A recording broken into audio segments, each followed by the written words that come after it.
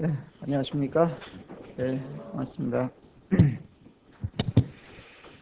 네, 가을이 깊어지고 있습니다. 네, 가을이 참 좋기는 한데, 네, 좀 단점이 있어요. 어떤 단점이 있을까요? 너무 짧아요. 그게 단점인 것 같습니다. 예, 예, 그, 많은 사람들이 이제,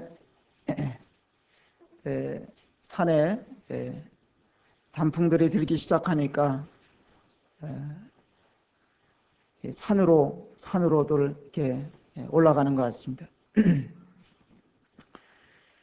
어, 그 네팔이라는 나라를 가려고 비행기를 타보면 그 비행기 안에 대부분의 사람들이 어떤 사람들이냐, 어떤 사람들이 많이 탔을 것 같아요? 예, 히말리아 산맥에 있는 그 고봉들을 오르기 위해서 등산가들이 그 비행기 안에 많이 타고 갑니다. 어, 그런 높은 산들을 등반을 하려면 짐이 보통 많은 짐들이 필요한 것이 아닙니다. 그래서 이 등산하는 사람들이 그걸 자기가 다 지고 갈 수 없으니까 짐꾼들을 사는 거예요. 예. 그래서 그 짐꾼들에게 짐을 나눠 지게 하고 그리고 이제 등산을 합니다. 혼자서 다 지고 갈 수 없는 그런 많은 무거운 짐들이 있고 또 때로는 스스로 지고 가야 하는 짐들이 있는 것이죠. 여기 계신 분들은 인생을 살아가시면서 어떤 짐들을 지고 가시는지 또 무엇이 짐이라고 느껴지시는지 이렇게 생각해 보실 수 있는 기회가 됐으면 좋겠습니다.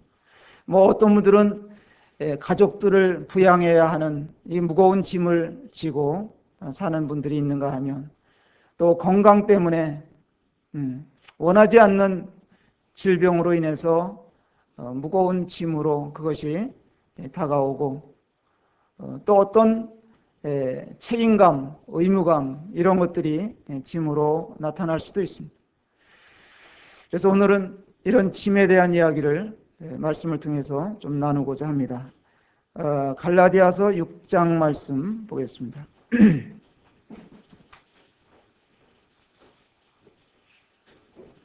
갈라디아서 6장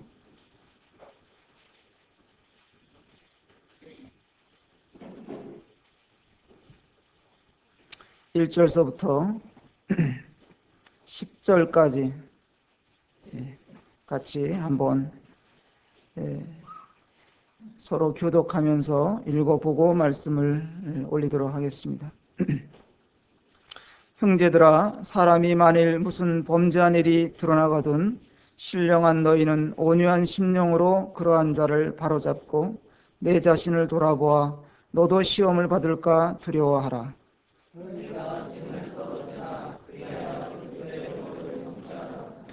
만일 누가 아무것도 되지 못하고 된 줄로 생각하면 스스로 속임이니라.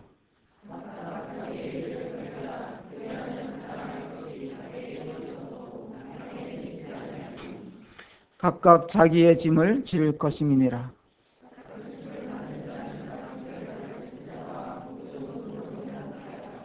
스스로 속이지 말라. 하나님은 만홀히 여김을 받지 아니하시나니 사람이 무엇으로 심든지 그대로 거두리라.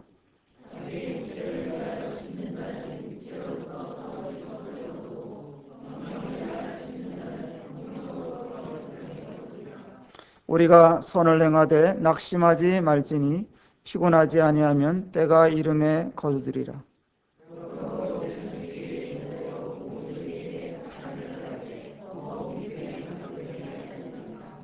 네, 그래서 오늘 말씀은 2절에 있는 말씀, 그리스도의 법을 성취하라.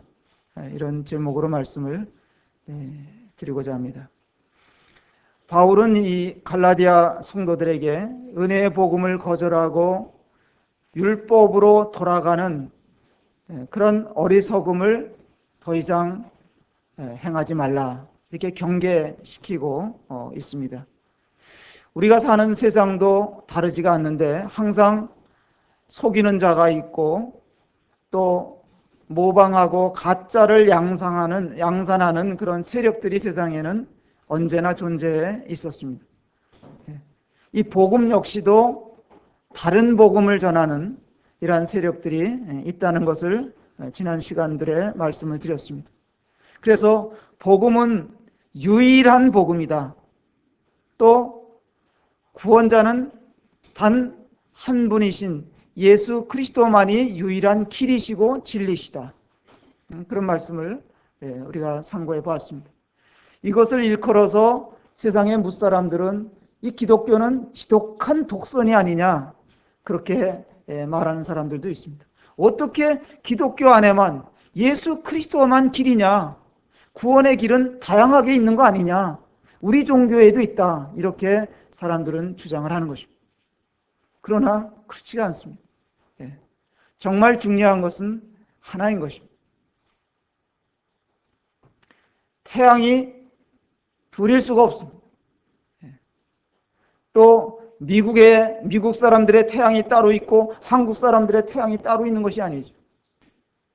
진정한 아버지는 하나인 것입니다. 한 분인 것입니다. 이 갈라디아서 또 3장, 4장에서 우리가 공부한 바대로라면 하나님께서 아들에게 물려줄 유업을 우리도 받게 하셨다. 이것이 우리에게 믿는 자들에게 있어서 큰 소망입니다. 그래서 우리가 세상에서는 좀 허스름하게 살아도 그게 크게 문제가 될 것이 없습니다. 여기서 좀 우리가 고난을 당하고 아픔을 겪고 또 사람들에게 무시를 당하고 하더라도 그렇게 큰 문제가 아니라는 것입니다. 왜냐하면 우리의 유업이, 아들에게 상속된 그 유업이 우리에게 돌아올 것이기 때문에 그것은 영원한 것이고 장차 우리가 누리게 될 것이기 때문에 잠깐 당하는 어려움들은 이렇게 큰 문제가 아니다. 그것을 잘 우리가 이겨내야 될 것이다 하는 말씀들을 이렇게 기록해 놓고 있습니다. 그러면서 지난번에 우리가 함께 살펴봤지만 이 5장에서는 그리스도인들의 자유에 대해서, 진정한 자유가 뭐냐, 우리에게 자유를 주신 목적이 뭐냐, 그것은 나만을 위한 자유를 주신 것이 아니라 다른 사람을 섬길 수 있는 자유를 주셨다 하는 것입니다. 우리가 다른 사람을 도울 수 있도록 하나님께서 우리를 자유케 해주셨는데 어떤 방법으로 다른 사람들을 섬기고 도울 수 있겠느냐?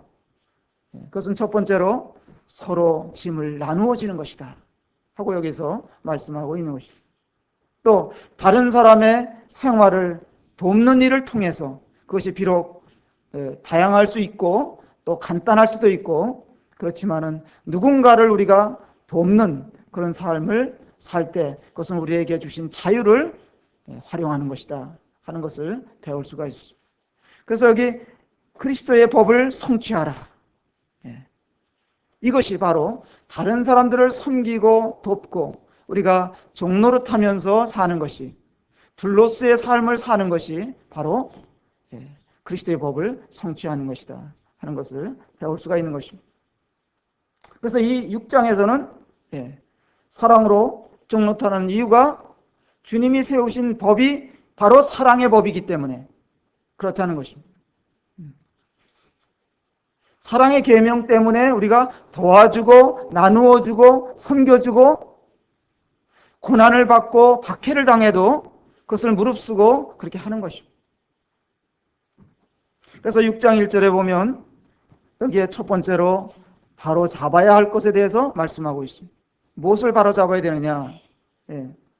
5장에서는 성령의 열매에 대해서 이렇게 말씀하고 있는데 여기서는 성령의 열매를 쫓아서 사는데 실패한 사람에 대해서 말하고 있습니다. 아마도 여기서 이 사람을 바로잡으라고 하는 얘기는 아마 그가 미리 그런 계획 가운데 범죄한 것 같지는 않습니다. 살다 보니까 실패하고 넘어지고 그 약함으로 인해서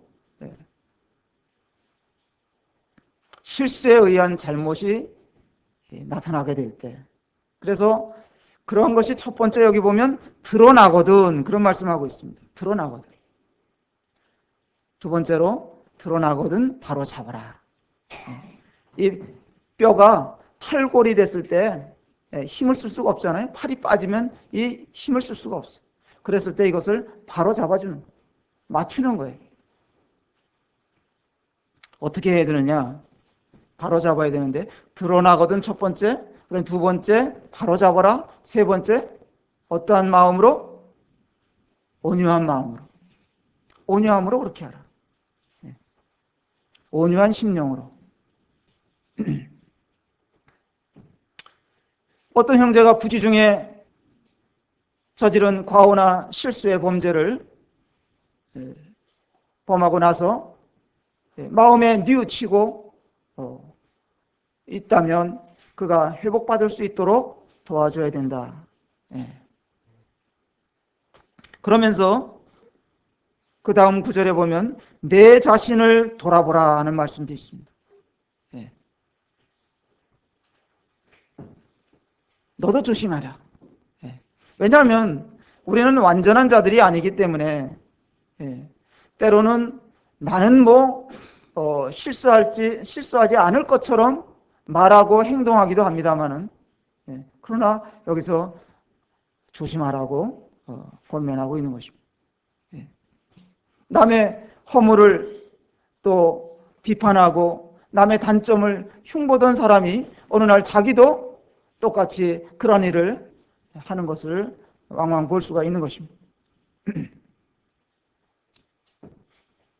그래서 무거운 짐을 진 자를 도와주는 것은 사랑의 원칙인 그리스도의 법을 성취하는 것이다. 그렇게 말하고 있는 것입니다.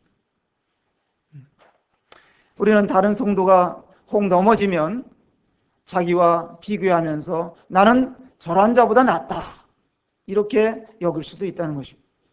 그걸 조심하라는 거예요. 또 다른 사람에게 참 불의한 일이, 불행한 일이 일어날 때, 좋지 않은 일이 일어나면 속으로 더 기뻐하고 그러지 말라는 것이 하나님 말씀. 잠언에도 그런 말씀이 있습니다. 그래서 고린도전서 10장에도 볼 것 같으면 그런즉 선자는 넘어질까 조심하라, 그런 말씀이 있잖아요. 누구에게나 시험이 있을 수가 있고 또 넘어짐이 있을 수 있기 때문에 그렇다는 말씀. 그 다음에 2절에서 우리가 또 좀 상고해 봐야 되는 것은 짐을 서로 지라는 것입니다. 짐을 진다는 것은 참 힘든 일이죠. 그래서 짐들을 안 질라 그래요. 다른 사람들의 짐을 대신 져준다? 져주라 그러면은 내가 왜 져야 되느냐? 그래 우리의 마음에서부터 거부를 하는 것입니다. 예수님께서 우리를 부르시잖아요. 마태복음 11장에 보면 수고하고 무거운 짐진 자들아 다 내게로 오라. 오라 그래요. 오면 주님이 가볍게 해주시겠다. 주님이 오라고 부르는데 사람들이 잘 와요, 안 와요? 옵니까, 안 옵니까? 안 오잖아요. 왜 안 올까요? 사람들이 주님이 부르시는데 무거운 짐이 있는 너희들아 오라, 내가 편히 쉬게 해주겠다. 근데 안 와요. 왜 안 올까요? 이 세상 사람들은 예수 믿는 것을 짐으로 생각하기 때문에 안 오는 거예요. 신앙생활하는 것이 그게 쉼이 아니라, 주님은 쉬게 해주겠다 하는데 쉼이 아니라 짐이라고 생각하기 때문에 안 오는 것입니다. 사람들에게 있어서 가장 큰 짐이 뭘까요? 그것은 이런 짐 저런 짐들을 얘기할 수 있겠지만은 죄의 짐이 가장 무겁고 큰 짐이잖아요. 예수님이 오셔서 십자가에서 우리들의 그 짐을 받아주신 거예요. 또 사람들에게 있어서 큰 짐이 뭘까요? 이 교만한 거. 이것도 짐이고, 욕심이 큰 짐이에요, 욕심. 탐심. 십계명에 탐심이 나오잖아요. 사람들은 참 많은 짐들을 지고 삽니다.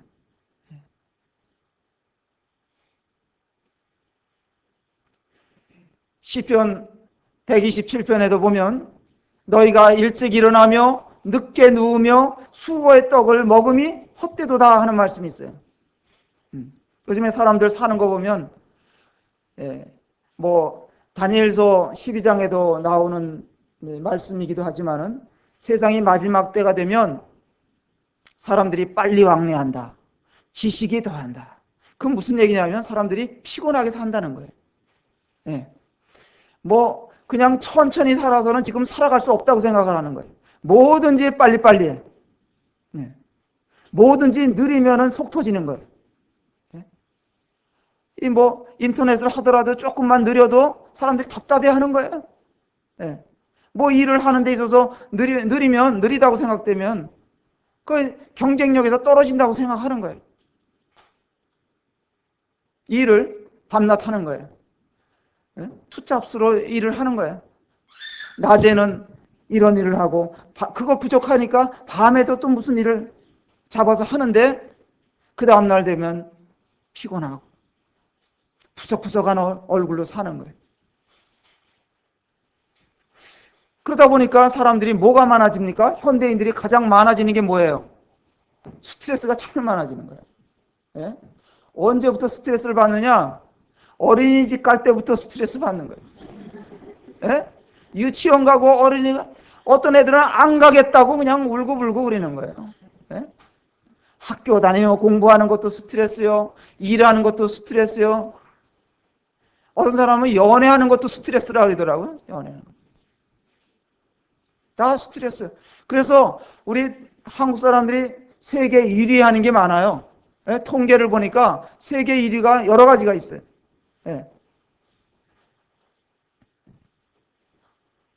일 많이 하는 걸로 1위 하는 사람들이 한국 사람들.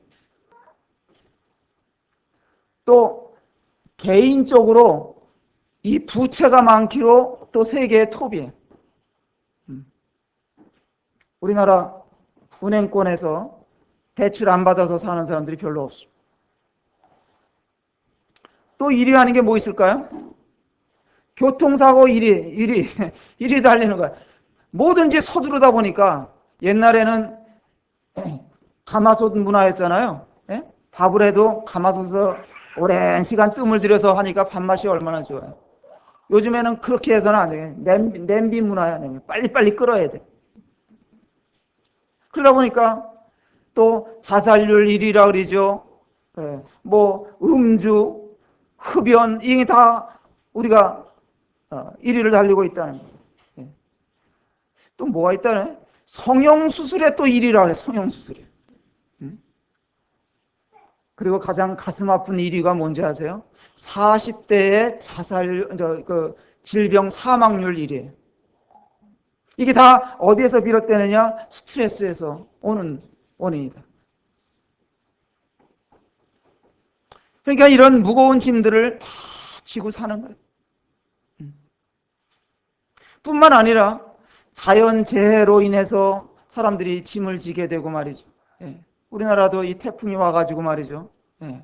울산 지역이나 부산 지역이나 많은 사람들이 이제 참 큰 짐들을 또 칠 수밖에 없는, 우리나라만 그런 것이 아니라 미국도 허리케인이 오고 일본에 지진이 나고 이 세상 사는 자체가 사람들은 이런저런 짐들을 지고 사는 거예요. 근데 주님이 이런 짐들을 우리는 내려놓을 때도 없는데 받아주는 사람들도 없는데 주님은 오라 그러는 거예요. 근데 안 오는 거예요, 사람들. 주님께 내려놓을 줄을 모르는 거죠.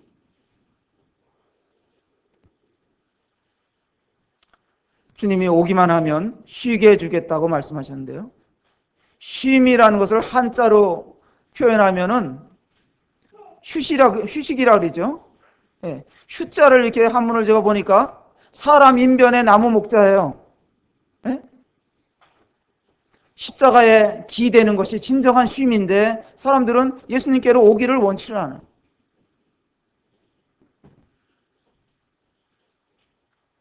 예수님이 짐을 지어준다고 오해하는 것이죠. 주님께 맡겨보십시오. 우리의 모든 것들을 맡겨보세요. 주님을 의지해보세요. 주님, 저는 할 수가 없습니다. 주님 도와주세요. 주님은 너의 근본적인 죄의 짐을 내가 다 져줬다. 지금도 내일도 주님은 우리의 짐을 받아줄 마음이 준비가 되어 계신 분입니다. 염려를 맡기고 걱정을 맡기고 모든 짐을 우리가 맡겨야 쉼을 누릴 수가 있는 것입니다. 그래서 그리스도의 법을 성취하라 이런 말씀이 나오는데 서로 사랑하라는 것이죠. 서로 사랑하는 것. 짐을 서로 진다는 거예요. 요한복음 13장 34절에 보면 너희가 서로 사랑하라. 이것이 주님이 새로 우리에게 주신 계명이라고 말씀하셨습니다. 이 갈라디아서 6장 4절에 보면 각각 자기 일을 살피라는 말씀도 또 나오는데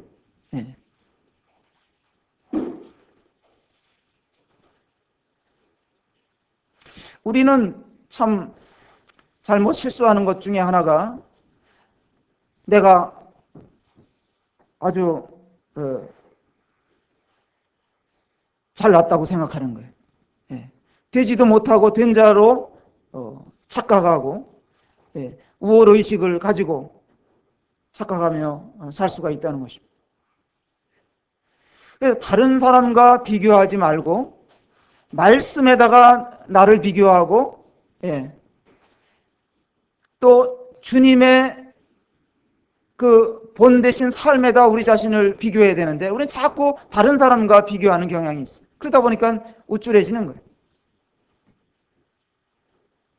각각 자기 일을 살피라. 그리하면 자랑할 것이 자기에게만 있고 남에게는 있지 아니하리니. 그리고 5절에 각각 자기의 짐을 질 것입니다. 2절에서는 너희가 짐을 서로 지라 그랬고 5절에서는 각각 자기의 짐을 지라고 말씀하고 있습니다. 이 짐이 서로 다른 짐이에요. 어떤 짐이냐? 하나의 짐은 무거운 짐이고 하나의 짐은 가벼운 짐입니다. 2절에 나오는 짐은 무거운 짐이에요. 이거는 바로스라고 되어 있는데 이거는 혼자 지기가 버거운 짐인 거예요. 그러나 5절에 나오는 짐은 포르티온이라고 되어 있더라고요. 원어에. 이거는 꾸러미 같은 거다 이거예요. 간단한 가방이다 이거예요. 배낭에 해당되는 거죠. 그러면 자기가 져야 된다.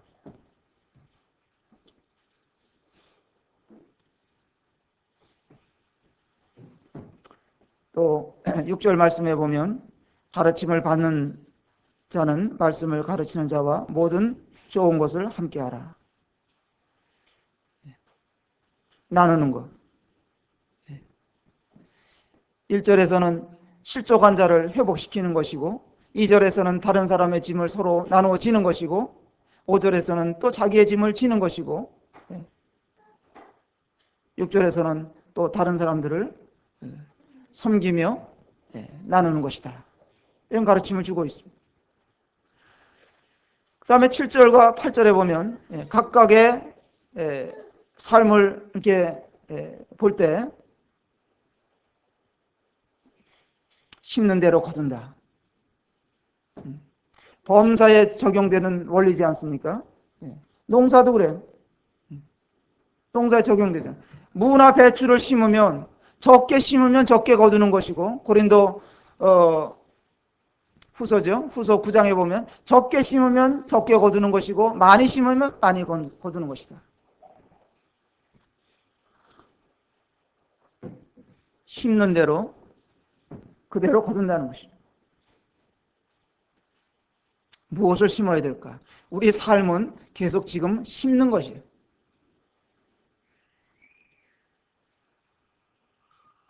갈라디아 성도들이 거짓 교사들의 미혹을 받아가지고 그 육체를 위해서 심는 쪽으로 선택을 했습니다. 그러나 사도 바울은 그렇게 해서는 안 되고 성령을 위해서 심어야 된다. 그래서 가르치고 있는 것입니다. 복음을 위한 수고, 또 예배와 모임 생활에 힘쓰는 것, 이게 다 성령을 위해서 심는 거예요. 근데 우리는 자꾸 이런 육체의 성품에 이끌려서 따라가기가 쉽습니다. 하나님께서는 만홀히 여김을 받으시는 분이 아니라고 말했습니다.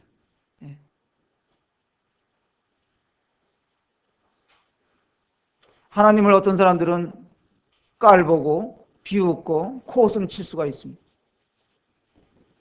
그러나 나중에 그런 사람들이 다 하나님 앞에 서야 될 것입니다. 지금은 사람들이 다 하나님을 부인하고 모른다고 말하고 자기 자랑을 하면서 자기 힘으로 사는 것처럼 이렇게 살고 있지만, 그러나 어느만 때가 되면 그 하나님 앞에 서야 할 때가 오는 것입니다. 심판은 굉장히 두려운 것입니다. 당해낼 자가 없어요. 여러분들 요번에 태풍이 휩쓸고 지나가는 자리를 봤잖아요. 누가 그것을 당할 수 있겠어요? 거기에는 건강한 사람, 잘난 사람, 부자나 재산이 많아도 그런 심판 앞에서는 당할 수 있는 자가 없어요. 하나님께서 마지막에 심판자로 나타나실 것입니다. 지금 하나님을 비웃는 사람, 그런 사람들은 그때 정말 기절할 것입니다. 9절 말씀을 보겠습니다. 우리가 선을 행하되 낙심하지 말지니 피곤하지 아니하면 때가 이름에 거두리라.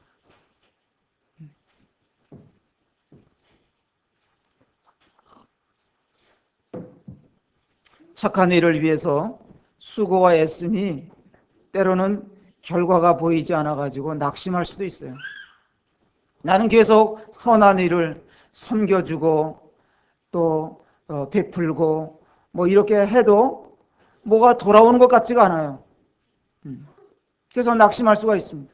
그러나 여기 말씀해 보면 낙심하지 말라. 때가 이르면 거둔다. 말씀하고 있습니다. 우리가 지금 10몇 년째 여기 경로당 어르신들을 이렇게 섬기고 있거든요. 매달 어떤 일정의 물질들을 이렇게 공급해 드리고 있어요. 그런데 아직도 한 사람도 그 경로당에 있는 분들이 교회에 더해지거나 또 주님 믿었다고 고백하고 나오는 분들이 아직도 안 보여요. 그래서 어떤 분들은 그렇게 생각하실는지 모르겠어요. 우리가 계속 도와줘봐야 헛되지 않느냐. 그러나 그렇게 생각할 것이 아닙니다. 시편에도 말씀해 보면 내 식물을 물 위에 던지라. 그러면 여러 날 후에 얻게 된다. 거둔다. 그런 말씀도 있습니다. 선을 행하되 낙심하지 말라. 때가 되면 거두리라. 그런 거 하고 상관없이 우리는 이렇게 베풀고 섬기며 기회가 주어지는 대로 하는 것입니다. 주님이 어떻게 하셨나 보실까요? 한번 사도행전 10장에 가서 한번 보세요. 사도행전 10장. 여기다 손을 놓으시고 사도행전 10장 38절 말씀 보겠습니다.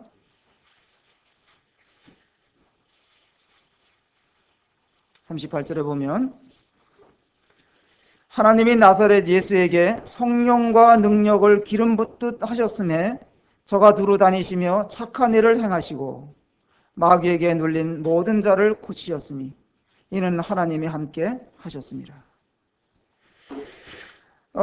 예수님이 세상에 오신 목적이요, 사람들을, 어려운 사람들을 도와주고 배고픈 사람들에게 빵을 만들어서 먹이시고 또 병든 자를 고치시는 것이 진정한 목적은 아니셨어요.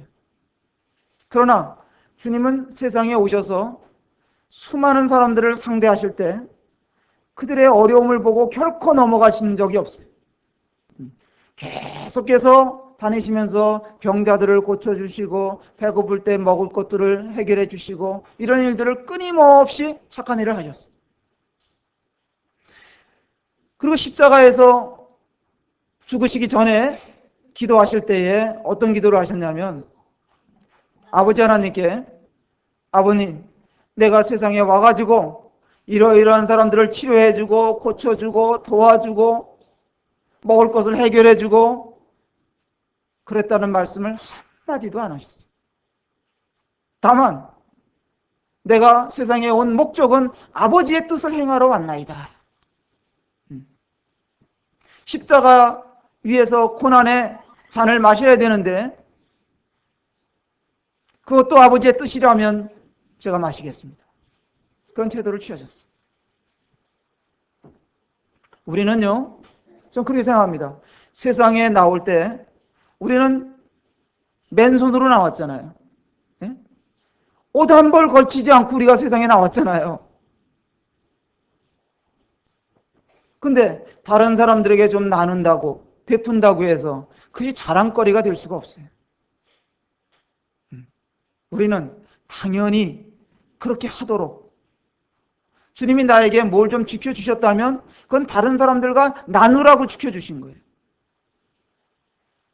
애들을 키우다 보면 형제들이 또 이게 있잖아요. 이 한 놈이 동생하고 나눠 먹었으면 좋겠는데 안 나눠. 야, 그거 너 동생하고 나눠 먹으면 아빠가 또 줄게. 그 말을 안 믿어. 안 믿어. 요거 내 손에서 떠나면 큰 손해라고 생각하는 거예요. 근데 아버지 입장에서 보면 나눠 먹으면 얼마나 좋겠어요. 그러면 또 주잖아요. 똑같아요. 하나님 앞에서. 그래서 우리는 할 수만 있으면 선한 일을, 착한 일을 하면서 사는 것입니다. 나누면서 사는 것. 이게 주님이 원하시는 것입니다. 그 다음에 다시 갈라디아서 6장에 가서 보시면 사도 바울은 자기 자신을 뭘로 표현하냐면 6장 14절 말씀 가서 보겠습니다. 그러나 내게는 우리 주 예수 그리스도의 십자가 외에 결코 자랑할 것이 없다. 자랑할 것이 없으니 그리스도로 말미암아 세상이 나를 대하여 십자가에 못 박히고 내가 또한 세상을 대하여 그러하니라. 이 세상은 우리 주님을 십자가에 못 박은 세력입니다.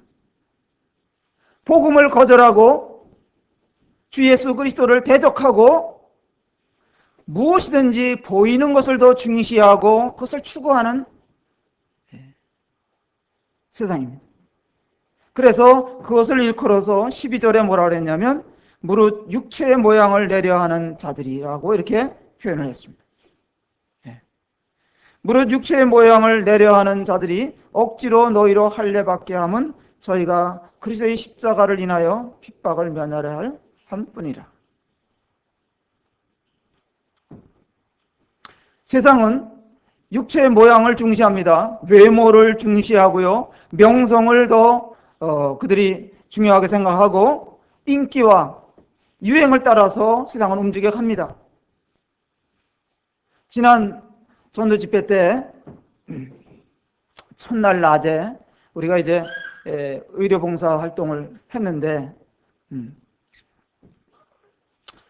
한 부인이 이 서울에 있는 서울에서 이제 병원 원장을 하는 부인이 있어요. 이분이 요번에 이 춘천에 자기 지인들이 있다고 해서 여기서 그 의료봉사 선교팀에게 제안을 해가지고 춘천에서 내 친구들을 인도하고 예수님 앞으로 인도하기를 원하니까 춘천에서 한번 이 봉사활동을 했으면 어떻겠느냐고 제안했던 분이에요. 그분이 첫날 지인들 두 여인을 데리고 왔어요.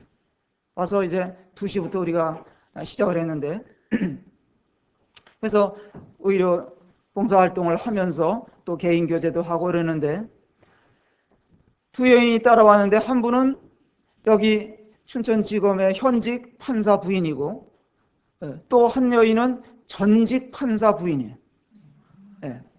그러니까 이 세 분이 와서 뭐 이런 개인 교제를 하고 사방 예배당을 둘러보고 뭐 또 이침도 맞고 뭐 이렇게 해서 이제 돌아갔는데 그날 저녁에 인도했던 분 혼자 왔어요. 두 분은 안 왔어요. 뭐라 그랬냐?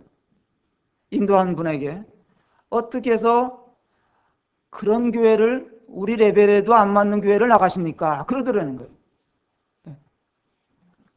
그러니까 그 사람들의 눈에는 이게 이 모임이라든지 이 사람들이 자기들 레벨에 안 맞는다고 본 거예요.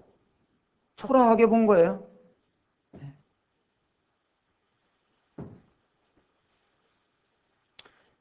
그러나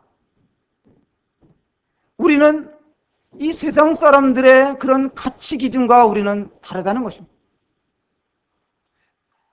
저들은 화려한 외형과 명성을 중시하고 평가하지만 우리는 내면 그 영혼을 중요하게 여기고 영원한 나라를 바라보고 사는 자들이기 때문에 그들과 기준이 다른 것입니다. 뭐 그들 말대로 우리도 레벨이 달라. 우리도 달라. 모세는 구약성경에 나오는 출애굽기에 나오는 모세는 애굽의 모든 영화와 부귀와 지위를 다 버리고 하나님의 백성들과 오히려 고난받는 길을 선택을 했습니다.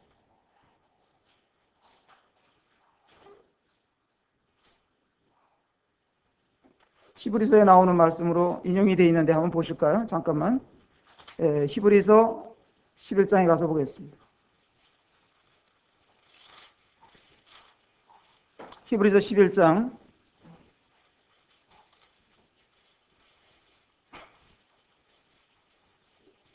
25절에 보면 24절 23절부터 보겠습니다. 믿음으로 모세가 났을 때에 그 부모가 아름다운 아이임을 보고 석 달 동안 숨겨 임금의 명령을 무서워 아니하였으며 믿음으로 모세는 장성하여 바로의 공주의 아들이라 칭함을 거절하고 도리어 하나님의 백성과 함께 고난받기를 잠시 죄악의 낙을 누리는 것보다 더 좋아하고 그리스도를 위하여 받는 능력을 애굽의 모든 보화보다 더 큰 재물로 여겼으니 이는 상 주심을 바라봅니다. 믿음으로 애굽을 떠나 임금의 노함을 무서워 아니하고 곧 보이지 아니하는 자를 보는 것 같이 하여 참았습니다. 이 모세는 애굽에서 왕궁에서 살았고 공주의 아들이기 때문에 어느 한때는 자기가 왕의 자리에 올라갈 수도 있는 이런 위치에 있었지만은 그는 애굽에서 누리는 모든 영화 그 낙을 다 버렸다. 하나님의 백성들과 고난받는 것을 더 원했습니다. 더 기뻐했습니다. 왜? 그것은 이 세상의 삶은 잠깐이고 이후에는 영원한 나라에서 또 나의 선택에 의한 상급이 예비되어 있다는 것을 미리 알았기 때문에 그랬던 것입니다. 세상은 우리 주 예수 그리스도의 십자가를 사랑하고 자랑하는 우리를 멸시하지만 또 무시하지만 우리도 세상을 부러워해야 할 이유가 없습니다. 우리도 세상에 대해서 죽은 자들입니다. 영국의 한때 루이스라는 황제가 나라를 다스리고 있었을 때인데, 그 왕이 듣기로는 어느 시골에 대장장이가 있는데 너무 그 대장장이 부부가 아주 행복하게 산다는 거예요. 그래서 이 루이스 황제가 어느 날은 그들을 만나고 싶은 마음이 생겼어요. 비록 대장간에서 일하면서 사는 그들이지만은 날마다 노래를 부르면서 아주 행복하게 산다는 소리를 듣고 이게 막 궁금했어요. 근데 황제는 왕궁에서 이게 살고 있지만은 고민이 많을까요, 적을까요? 말도 못하게 고민이 많은 거예요. 예. 외롭기가 짝이 없는 거예요. 그래가지고 이제 일부러 이제 허름한 옷을 입고 이제 그 대장장이가 산다는 마을에 갔습니다. 아니나 다를까 쇠 두들기는 소리가 들리는데 노래 소리도 들리는 거예요. 그래서 그 집에 이제 대장간에 가서 다가가서 이제 그에게 물었습니다. 무엇이 당신을 그렇게 행복하게 하고 당신을 즐겁게 합니까? 그러니까 이 대장장이가 하는 말이 제가 일하고 있는 이곳에 하나님도 함께 계시니 내가 어찌 노래하지 않을 수가 없고 행복하지 않겠습니까? 대답을 했어요. 근데 내가 아까 당신 저기서 내가 오다가 들어보니까 무슨 노래를 부른 것 같은데 그 노래 한번 들려줄 수 있겠습니까? 했더니 이 대장장이가 노래를 해줬습니다. 제가 한번 해볼까요? 제가 말씀을 교제하면서 노래한 적이 없어요. 딱 한 번 옛날에 20년 전에 수요 앞에 있을 때 하는 가는 밝은 길을 한번 해본 적 기억이 나는데 그 이후로는 제가 노래해 본 적이 없어요. 그러나 오늘 한번 해보겠습니다. 이 대장장이가 어떤 노래를 불렀냐면 세상 사람 날 부러워하니 하여도 나도 역시 세상 사람 부럽지 않네. 하나님의 은혜를 생각할 때에 할렐루야 찬송이 저절로 나네. 이 찬송을 불렀어요. 그래서 루이스 황제가 딱 듣고 나니까 2절도 불러줄 수 없습니까? 그러니까 2절은 제가 못 지었습니다. 그러더라는 거예요. 그러니까 황제가 그럼 제가 한번 2절을 만들어서 불러드릴까요? 그러니까 아이고 해주십시오. 그랬더니 또 불렀습니다. 세상 사람 날 부러워하니 하여도 영국 황제 루이스가 날 부러워해. 영원토록 누릴 영화 생각할 때에 할렐루야 찬송이 저절로 나네. 그랬다는 거예요. 세상 사람 날 부러워하지 않지요. 세상 사람들이 믿는 우리들을 부러워할 리가 없습니다. 그렇지만 우리도 역시 세상 사람들을 부러워할 리가 없습니다. 아멘 하십니까? 네. 세상 사람들의 거 뭐가 부러우세요? 네? 그들이 누리고 있는 부가 부러우세요? 그들이 누리고 있는 명성이 부러우세요? 박사학위 몇 개 가지고 있다고, 뭐 고급차 몇 대 굴리고 있다고? 그것이 부럽습니까? 우리보다 더 건강하고 우람하고 말이죠. 멋지고 인기가 많다고 해서 우리가 부러워할 이유가 없습니다. 주님이 오시면 모든 것이 바뀔 것입니다. 역전이 될 것입니다.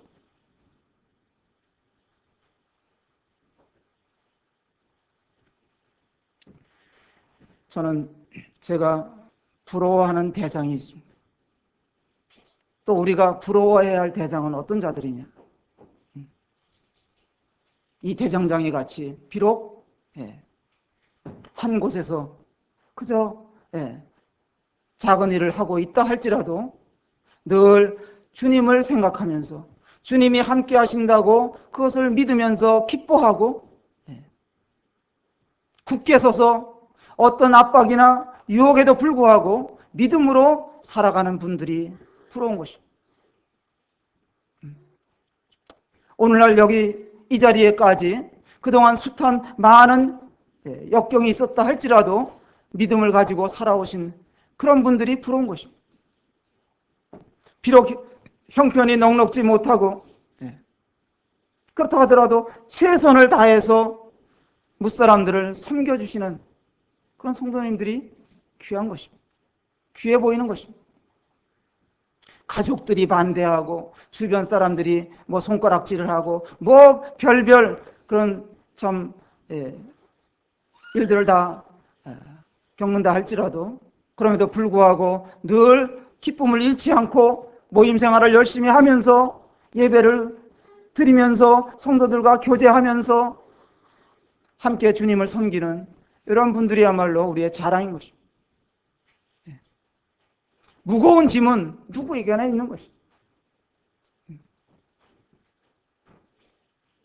모세도 이스라엘 백성들을 하나님께서 모세를 부르셔서 고난당하는 이스라엘 백성들을 네가 이끌어내야 되겠다.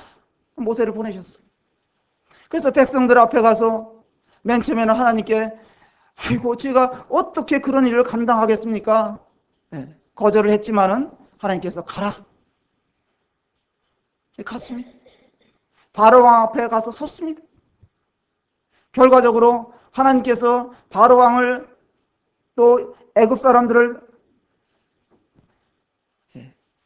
다스려 가지고 이 이스라엘 백성들을 광야로 데리고 나왔는데 이스라엘 백성들이 광야에서 또 너무나 하나님께 원망하고 모세가 견딜 수 없도록 그렇게 행하는 것을 보면서 모세가 힘들어했습니다.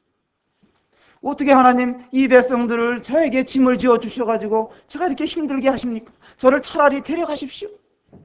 그랬어요.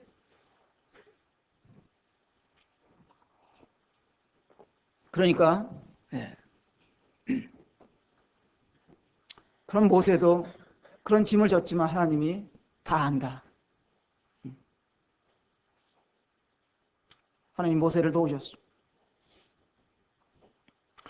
엘리야도 한때는 너무나 심령으로 큰 눌림이 있어가지고 도망까지 갔던 선지자입니다.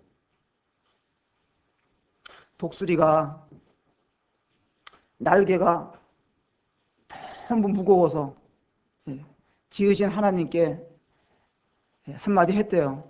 왜 저에게 이 큰 날개를 주셔가지고 힘들게 하십니까? 그랬더니 그 날개 덕분에 내가 날 수 있지 않느냐. 그랬더니 아프리카의 어느 마을에 가면 말이죠. 강물을 이렇게 건널 때에 그 주민들은 큰 돌을 하나 들고 건넌다는 거예요. 왜 들고 건널까요? 물살에 떠내려가지 말라고. 때로는 우리 삶에 무거운 돌이 들려질 수가 있어요. 그 원망할 것이 아니라 그것 때문에 내가 어려움을 이길 수 있다. 위험을 이길 수 있다. 그런 생각을 우리가 할 필요가 있습니다. 우리는 다 무거운 짐을 싫어하고 회피하려고 하는 그런 경향이 있습니다만 때로는 그 무거움이 우리를 살려줄 수가 있는 것입니다. 간편하고 편한 것만이 행복이 아니에요. 주님은 우리의 삶에 때로는 고통의 짐을 주시기도 하시고 어려움의 짐을 주실 수도 있습니다. 그런 그림도 만화도 있어요. 어떤 사람들이 순례길을 행하는데 각각 자기 십자가를 지고 가는데 그 십자가가 나무 십자가를 지고 가는데 너무 무거운 거예요. 그래서 한 사람이 꾀를 냈어요. 어떻게 했을까요? 십자가를 툭 잘랐어. 그러니까 옆에 있는 사람들은 아주 무거운 십자가를 그냥 질질 끌고 가는데 자기는 너무 가벼운 거야. 자르고 나니까. 근데 가다 보니까 큰 구렁이 나타났어. 다른 사람들은 십자가를 턱 걸치고 건너가는데 자기 십자가는 잘라버렸기 때문에 건너갈 수가 없는 거야. 우리는 살다 보면 이런저런 무거운 짐들이 있습니다. 주님께 내려놓고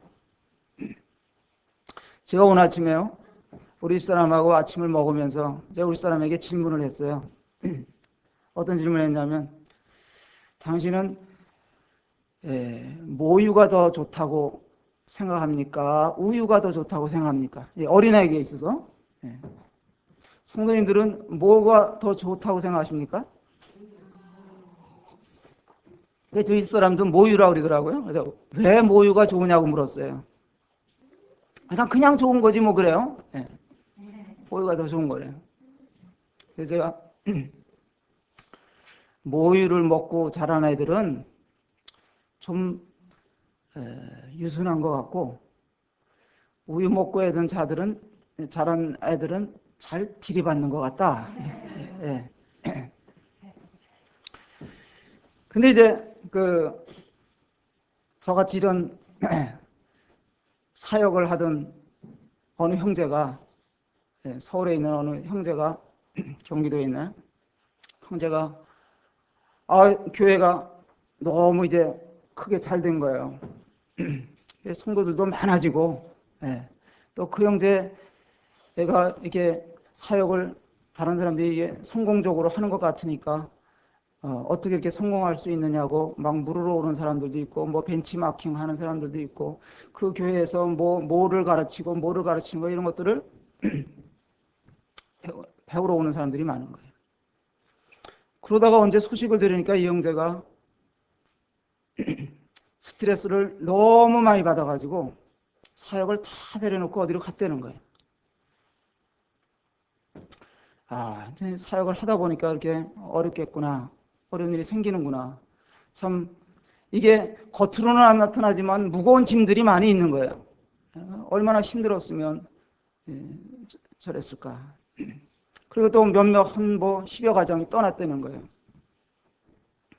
그러니까 이 형제가 충격을 받고 스트레스를 받고, 저 정신과 상담을 받았는데 정신과 의사가 모든 것을 내려놓으시고 무조건 쉬셔야 됩니다. 그래서 쉬러 갔다는 거예요.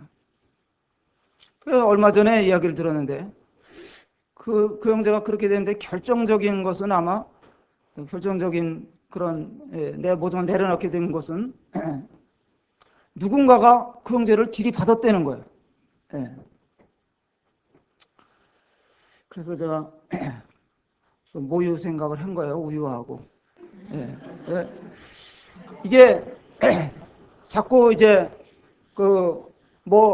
어떤 책을 통해서 뭘 이제 이렇게 잘 가르치고, 외국에서 어떤 성공한 프로그램을 갖다가 이제 교회 성도들에게 이제 양육하고 가르쳤단 말이에요. 순수하게 성경을 통해서만 이렇게 잘 배운 사람들은 잘 들이받지 않은데, 그런 걸 가져다가 자꾸 먹이다 보니까 들이받는 사람들이 생기는 거예요. 제 생각인데.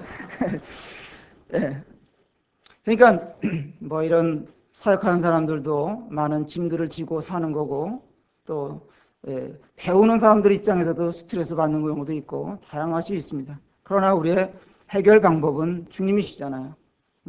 주님 앞에 모든 것을 내려놓고 맡기고 함께 서로 짐을 지는 거예요.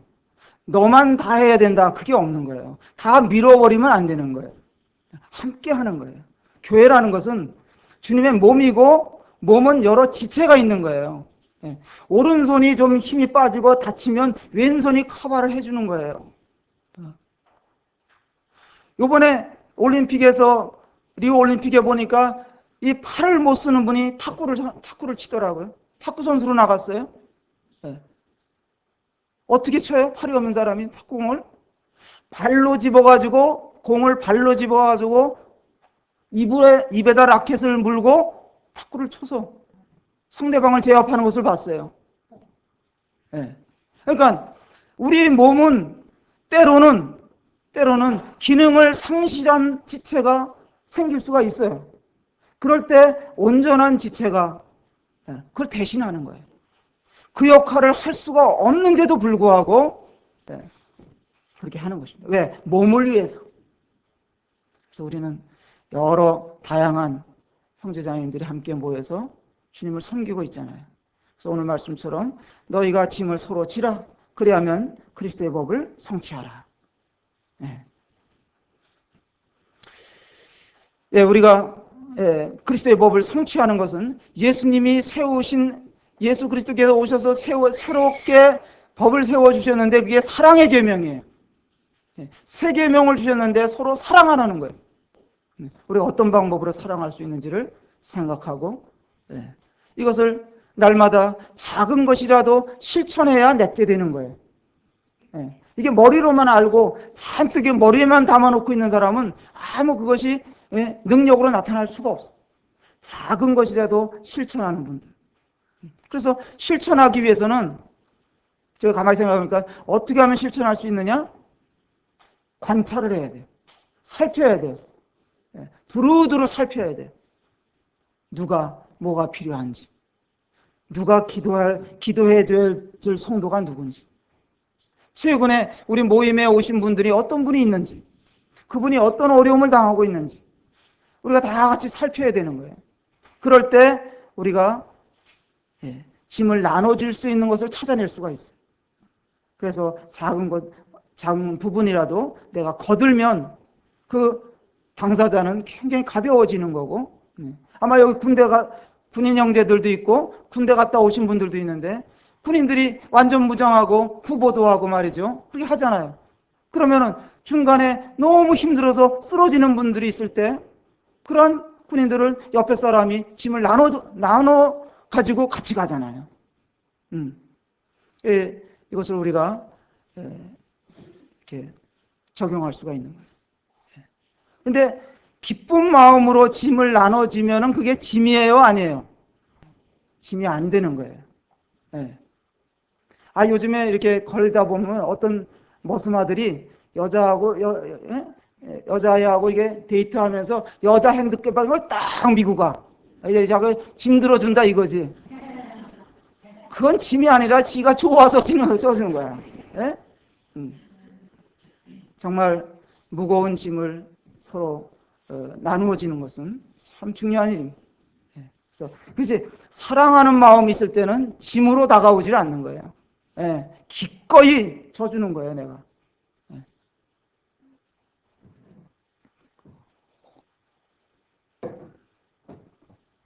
시간을 채우려니까 안 되네요. 여기까지 하겠습니다. 기도하고 마치겠습니다. 아버지 하나님,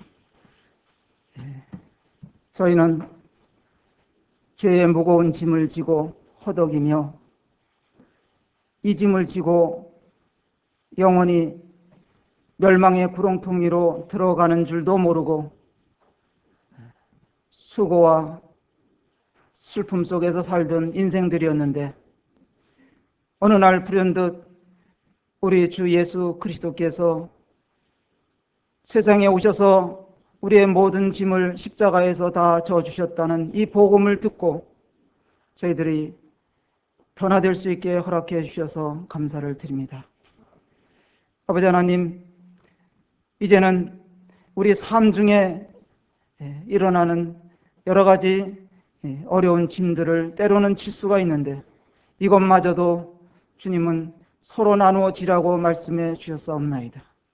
사랑으로 서로 섬길 수 있는 저희들이 될 수 있도록 도와주시기를 원하옵고 남을 판단하거나 비난하는 이런 일이 우리에게 없게 하시고 오히려 기도하게 하시고 사랑의 마음으로 보듬어 주고 어려움에 처한 분들이 용기를 갖고 일어날 수 있도록 사랑을 실천하는 저희들이 될 수 있도록 도와주시옵소서. 한 주간을 주님 앞에 의탁드리오며 주 예수님의 이름으로 감사하고 기도합나이다. 아멘.